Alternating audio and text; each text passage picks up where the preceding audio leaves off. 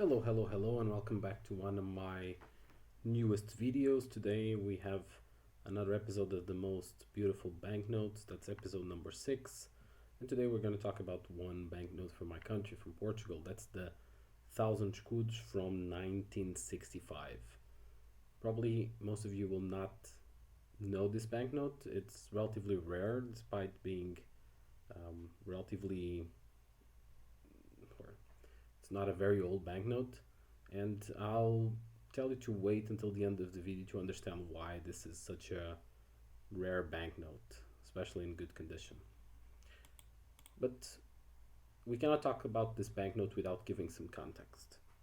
And 1960s, we're talking about a time of Portuguese dictatorship that was running for more than 30 years at the time, almost close to 40 years, still under the same dictator called Salazar, and for 40 years almost, Portugal was a fascist one-party state where elections were a scam in the end, and people were told to live based of out of posters like this one, to base their life in a family traditional Catholic way under God, the country, and the family.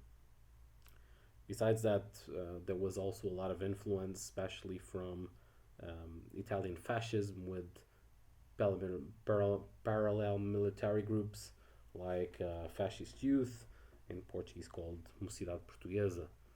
Um, so this is the kind of context that we were living in, and especially the part about nationalism is important because also the banknotes are part of this mystique.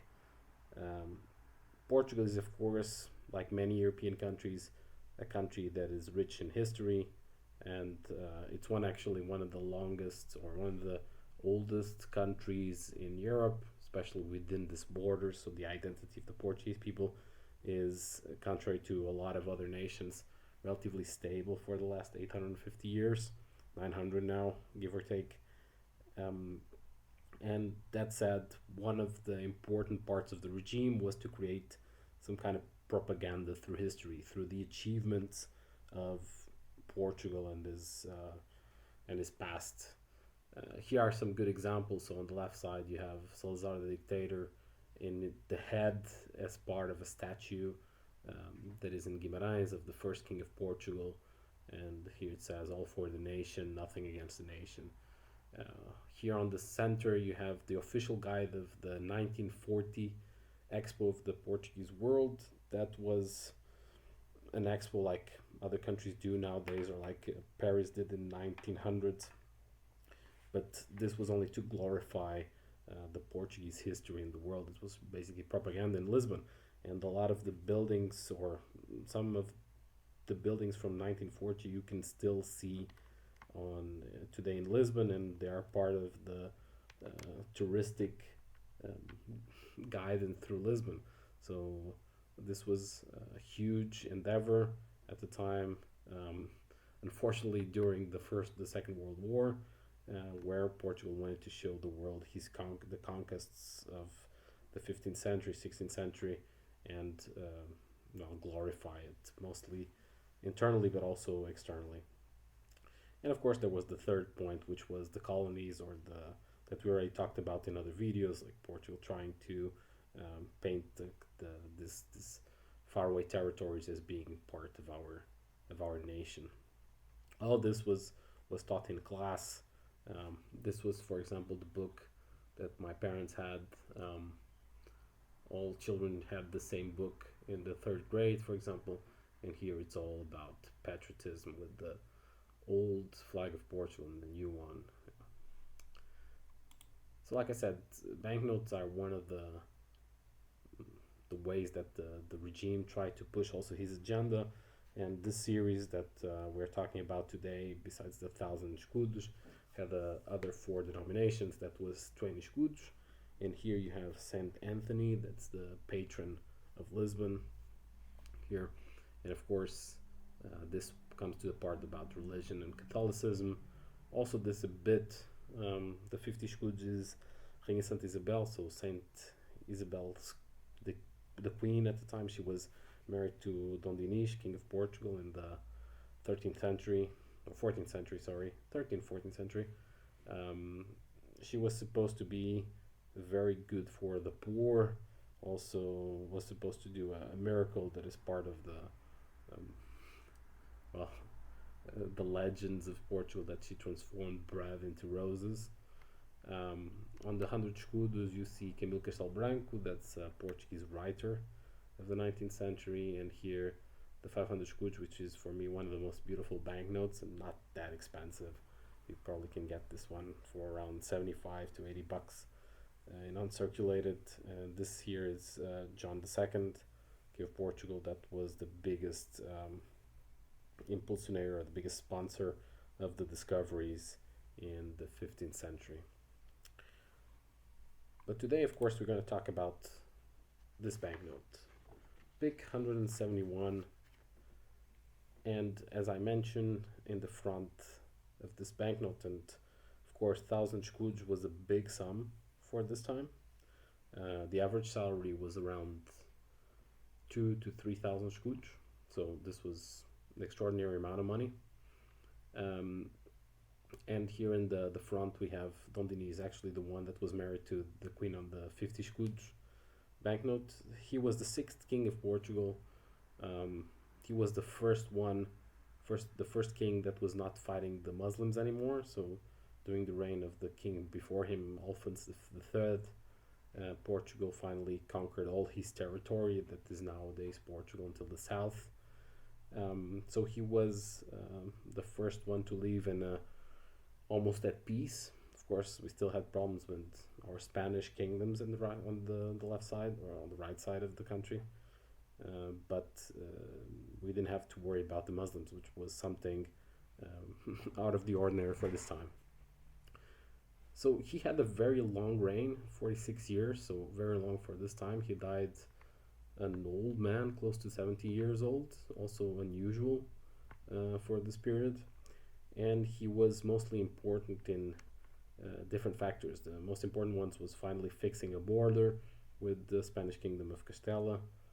He also renovated the military infrastructures, but he was known mostly for two things. The first one was in terms of agricultural advances and creation and protection of the agricultural property, and also the creation and protection of the one of the biggest forests of Europe, of Portugal at the time. And here you see a statue of him and Reina Isabel in this place in Lydia, this forest. The second thing, and almost as important, is that he was the first king that was interested in culture, or at least in the arts. Also unusual at the time, he was a writer, songwriter, and a musician. This is one of his a document showing one of the things that he wrote. It's almost poetry, music. And he was the king that established the first university in Portugal, in Lisbon, in 1290, so end of the 13th century. Here's actually a statue of him in Coimbra, again, because the university went back and forth. The back of this banknote is actually showing that, so it's showing the foundation of the University of Lisbon. Like I said, the university went back and forth between Lisbon and Coimbra for many years, and it was finally put back in Coimbra in the end. And of course, Lisbon got his university, but much later. So the banknote itself, I find it actually very beautiful, the colors, but I also find very beautiful the history behind it. And again, in the end, you'll understand a bit more why. But talking about pricing, first of all, it's important to understand that this PIC 171 doesn't have a specimen. This P171S is not in the catalog of World Paper Money, but it does exist, and I'll show you a picture afterwards. The standard catalog of World Paper Money puts it at $2,000 and very fine, and circulated around $2,000 or $5,000. This is way too much, actually. You see the market prices, the last auctions. uncirculated, you only find one sold in the last decade, give or take, that I could find. But there's a few in almost uncirculated, and they range between the 1,000 and the $2,000. Also, the only example that I found of a specimen was also close to $1,900 at almost uncirculated. This is this banknote here. So coming to the end, so of course, 1,000 was a lot of money at the time, but the banknote that went to substitute this one a few years later, you can find it for $200, $300 in uncirculated condition without a lot of problems. So it's vastly out there. The problem with this one was a case in 1967. So as I was told, or as I told you, Portugal was living in a dictatorship in the 60s, but there were some left wing counter or revolutionary groups already operating the country for since the beginning of the dictatorship. And one of these groups was called Luar. It's a left wing extremist group, and back in the 60s, and actually in May 67, in order to finance their activities, they decided to rob the Bank of Portugal, not the one in Lisbon, but the kind of a regional headquarter that they had in Figueira da Foz. It's a city in the center of Portugal, close to the coast.